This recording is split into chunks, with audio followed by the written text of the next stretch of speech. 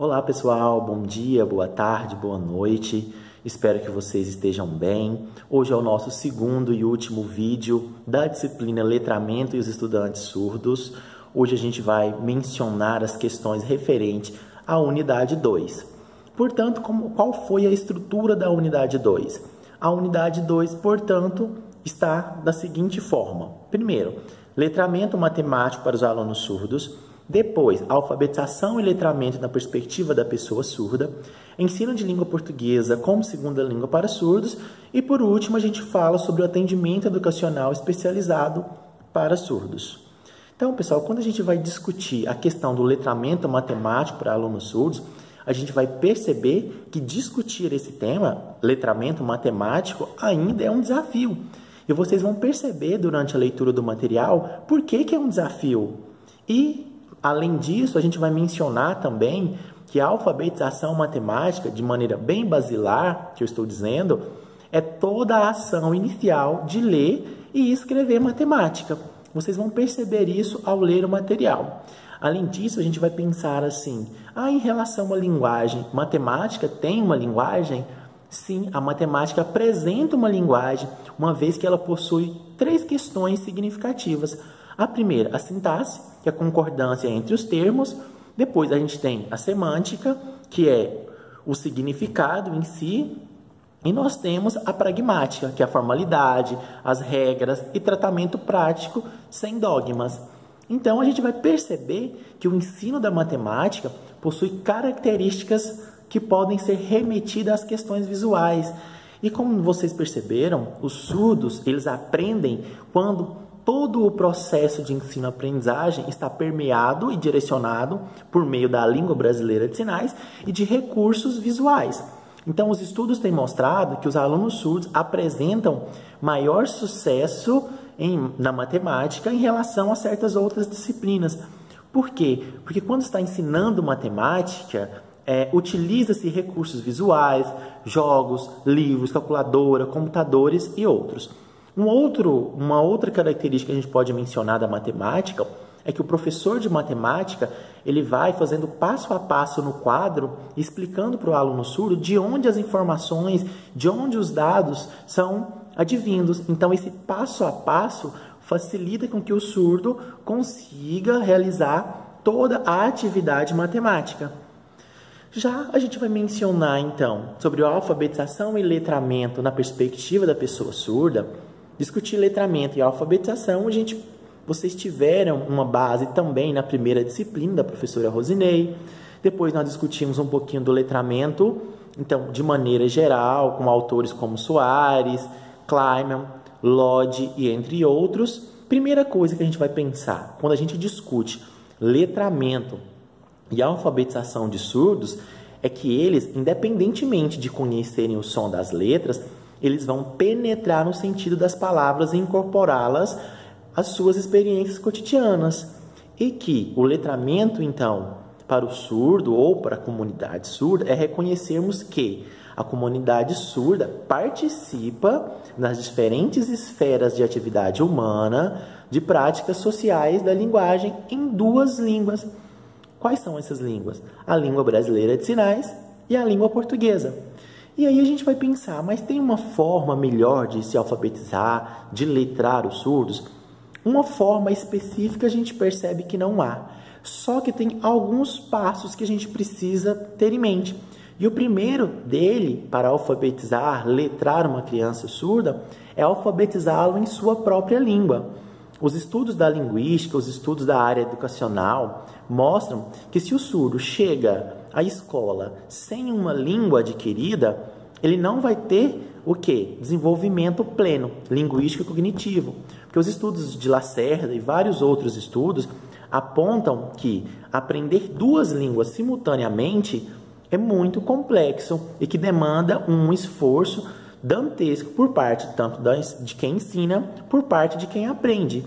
E além disso, os estudos têm apontado que você aprende uma segunda língua embasando-se na sua primeira língua.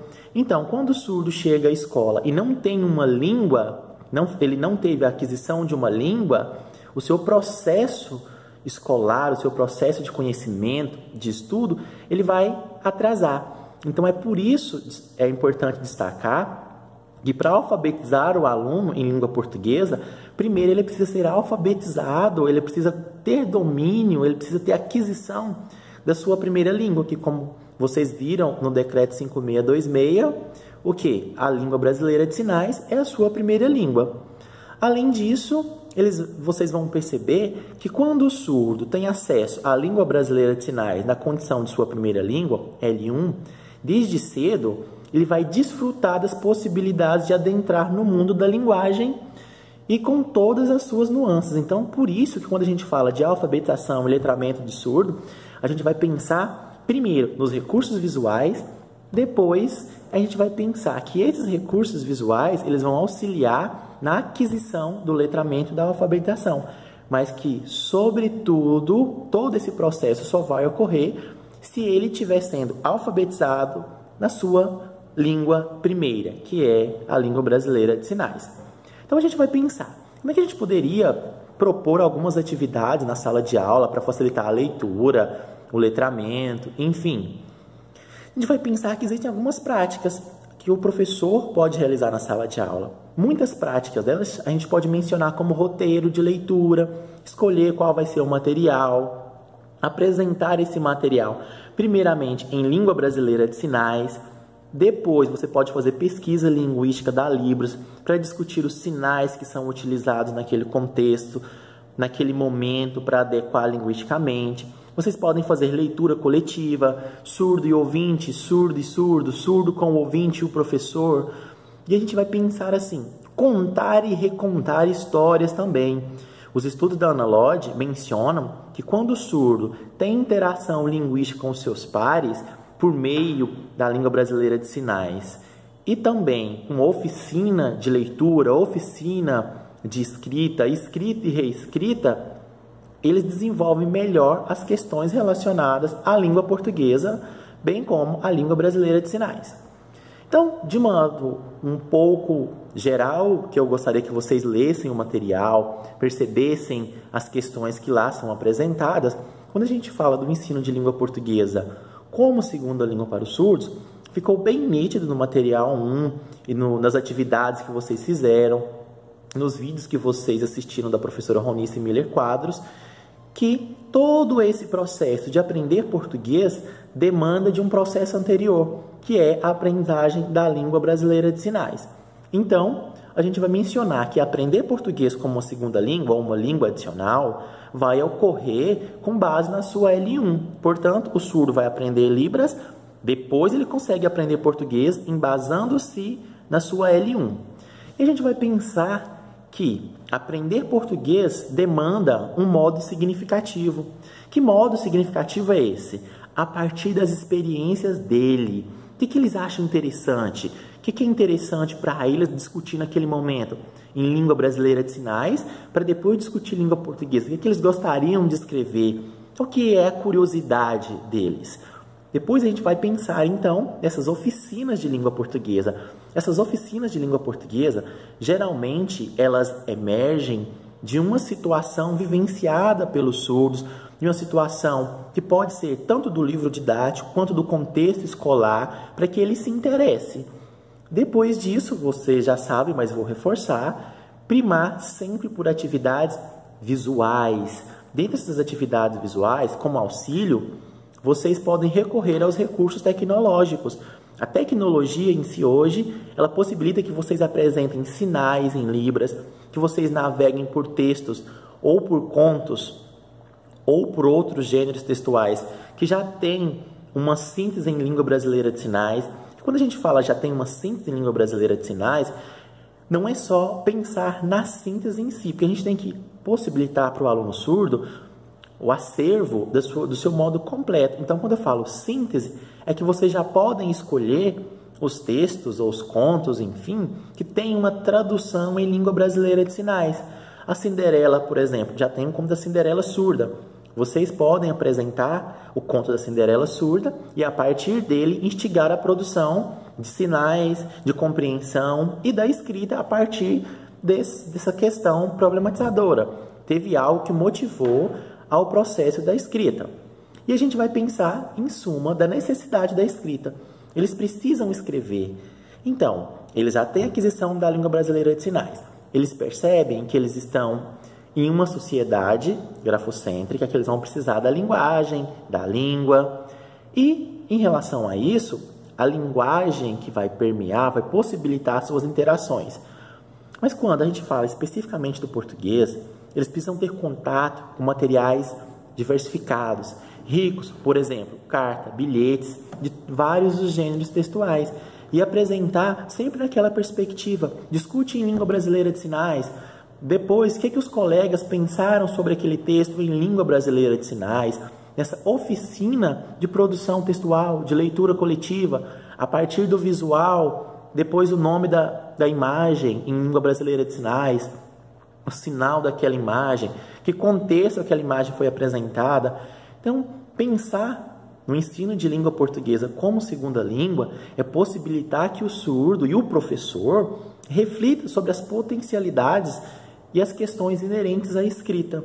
A gente destaca sempre que uma das questões que dificulta o ensino da língua portuguesa como segunda língua é que a maioria dos surdos chega à escola sem domínio da língua brasileira de sinais e sem domínio, portanto, da língua portuguesa em sua modalidade escrita. E aí é neste momento que a gente menciona sobre o atendimento educacional especializado. Esse momento educacional especializado, no atendimento educacional especializado, ele divide-se em 3 momentos. O primeiro momento que a gente vai ressaltar é o momento em Libras. Nesse primeiro momento, todas as informações, todas as discussões acontecem em língua brasileira de sinais, para que o surdo tenha essa interação com a língua. No segundo momento, a gente vai apresentar o momento para a Libras. Como é que é esse momento para a Libras?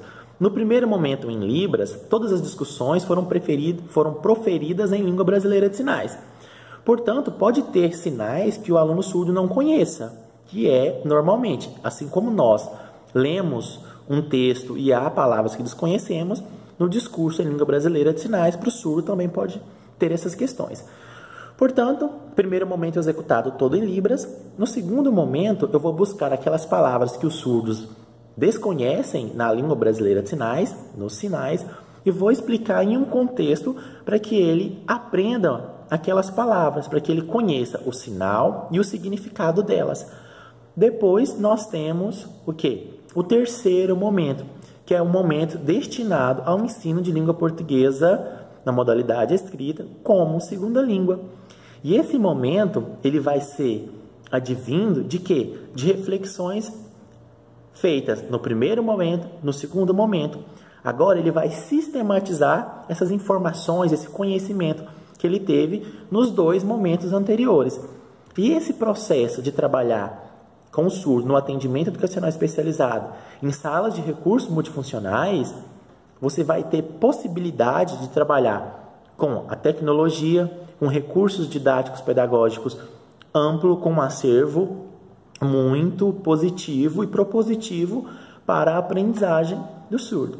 Vocês vão perceber que quando a gente fala de trabalhar o português para o aluno surdo, a gente vai precisar que essa comunicação seja estabelecida diretamente em língua brasileira de sinais, ou que não é, assim, diríamos, um ponto que não é um consenso, é que tenha especificamente um tradutor e intérprete de língua brasileira de sinais. O que eu quis dizer com isso? Que a forma inicial e basilar e básica seria que o professor de língua portuguesa trabalhasse com esse aluno surdo essas questões. Mas, considerando que a gente ainda não tem em todos os estados uma escola bilíngue, a gente vai contar com a ajuda do tradutor e intérprete de língua brasileira de sinais. Portanto, o professor de língua brasileira de sinais, juntamente com o tradutor e intérprete de língua brasileira de sinais, se fosse uma escola bilíngue, não teria problema, porque esse ensino seria diretamente em língua brasileira de sinais. Já no contexto de uma escola inclusiva, na sala de recurso multifuncional, a gente vai contar com o tradutor e intérprete de língua brasileira de sinais e o professor de língua portuguesa, que é conhecedor das questões relacionadas à língua portuguesa. Portanto, a gente vai pensar ainda que o numeramento e o letramento matemático, enfim, Na sala de recurso multifuncional, nesse atendimento educacional especializado, ele vai ser potencializado. Por quê? Porque vai ser um atendimento especializado. Vai ser um momento em que o surdo vai ter um atendimento diferenciado da sala de aula. Então, a gente vai imaginar a gente vai perceber, na verdade, que os surdos, na sala de recurso multifuncional, com esses recursos todos, ele tem uma potencialidade, uma possibilidade maior de aprender tanto português, na sua modalidade escrita, língua brasileira de sinais e as questões relacionadas à matemática. Por fim, essas discussões são básicas. Vocês, durante a leitura do material, vocês vão perceber que lá existem outras questões em discussão. Portanto, eu recomendo leitura, recomendo que vocês troquem essas experiências no fórum, que vocês mencionem essas vivências de vocês, pois elas contribuem para mim, enquanto pesquisador, para todos os professores que estão envolvidos nesse processo. As experiências que vocês têm postado no fórum são riquíssimas e que merecem ser experienciadas com os colegas. Portanto, foi uma satisfação conhecer vocês, mesmo que virtualmente. Desejo um ótimo curso